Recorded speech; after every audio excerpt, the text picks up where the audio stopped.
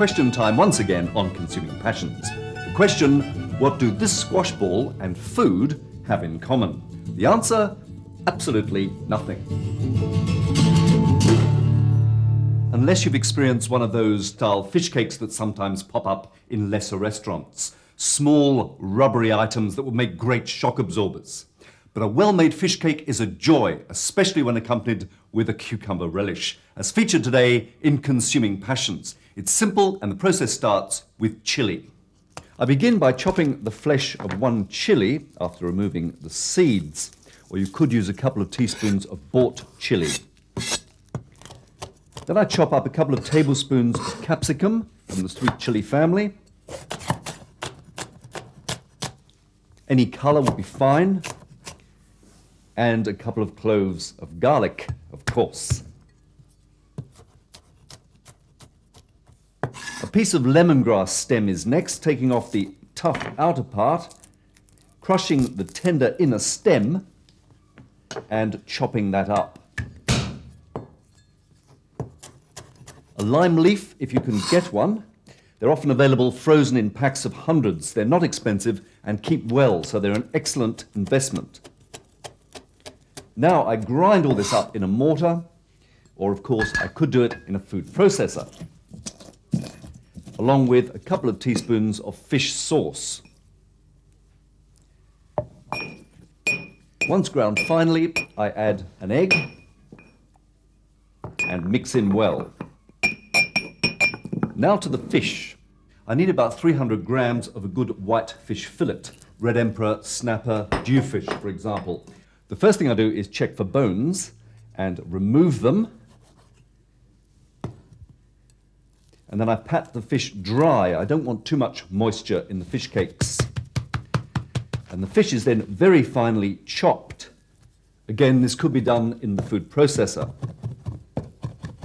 I also chop up half a dozen raw beans, stringless beans. And then all the ingredients are mixed together along with a tablespoon of corn flour, covered and allowed to stand. Now to the cucumber relish. Into a non-reactive saucepan, I put some vinegar, 3 tablespoons. I'm using rice vinegar. You could use any vinegar that's not too sharp. A little water, about a tablespoon, and a tablespoon of caster sugar. This is then heated gently so that the caster sugar just simply dissolves. Now, while that's happening, I remove the seeds from a small peeled cucumber. A Lebanese cucumber is fine. And I chop it into small dice. I chop another whole chili minus its seeds, a couple of tablespoons of roasted peanuts. These you can roast yourself or toast in a dry pan over a medium heat for 2 or 3 minutes. And of course, they're unsalted. Some onion, spring onion or salad onion, and a tablespoon of coriander leaves. Once the vinegar mixture has cooled, the other ingredients are added to it, and the cucumber relish is set aside until needed. Back to the fish cakes.